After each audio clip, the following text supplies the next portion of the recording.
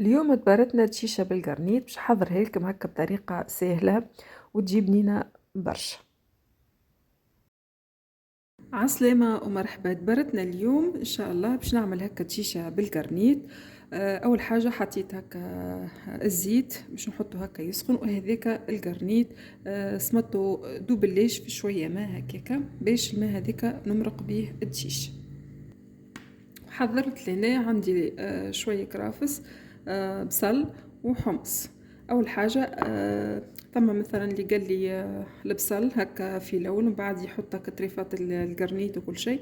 بالنسبه لي انا باش نحطهم هكا كلها مع بعضهم ونحط هكا الطريفات القرنيط ونفوح مره واحده. حصيلوا كل واحد كيفاش، خاطر نحب هكا البنه نتاع الكرافس في الاول. يعني كيما قلت لكم تنجموا المره الاولى تعملوا شويه بصل تقلوه وتحطوا هكا القرنيط تقلوه، تبدو تفوحوا وتحطوا الحمص، واللي يحب هكا يحط الكرافس في الاول. كل واحد كيفاش.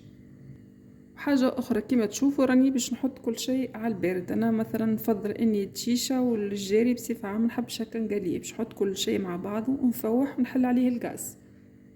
حطيت طروف القرنيط كيما تشوفوا، هذه لفاحات. عندي طماطم معجون وفلفل أحمر وشوية دوبلاج تابل وكروية وفلفل أكحل وكركم. تزيدوا شوية زيادة وملح خاطر أنا طنجرتي ما نملحش برشا. وتنجموا تزيدوا زيادة فلفل مهروش اللي يحب هكا مزز شوي. حصيروا باش نحطهم كلهم مع بعضهم.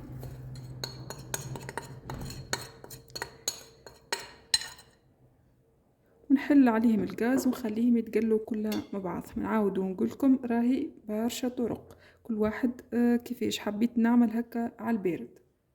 كيما شفتوا حليت الغاز، خلطتهم هكا كلها مع بعضهم باش نقليهم شويه باش هكا يتفوح القرنيط مليح مليح. ونبدا هكا نزيد بالماء، هذا الماء اللي سمطت فيه القرنيط بشويه بشويه.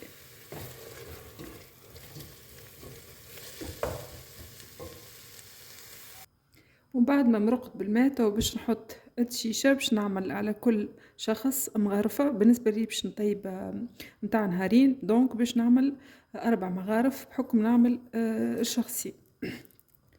بسم الله، هذه مغرفه 3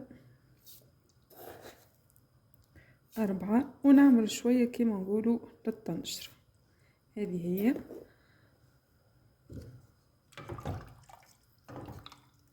تو امورها واضحه، جيس نخليها تطيب في عقلها. توا كيما تشوفوا طابت واختارت. توا في اخر مرحله شنو باش نعمل؟ عندي لهنا معدنوس وثوم وكمون.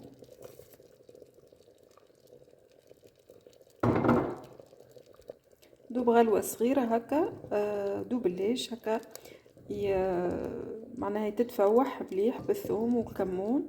وكاهو نقص عليها، وكاهو الشيشه متاعنا حاضر. ما شفتوا مراحل سهله برشا. شوفوا القوام كيفاش، حصيلوا حتى من الريحه بنينه على الاخر. وهذا كما تشوفوا صحين الشيشه متاعنا بالرسمي فاوحه وبنينه. وهذه فرصه باش نبدلوا كل مره كيفاش، كل مره نوع. ان شاء الله تجربوها وتعجبكم ونقولكم بالسلامه.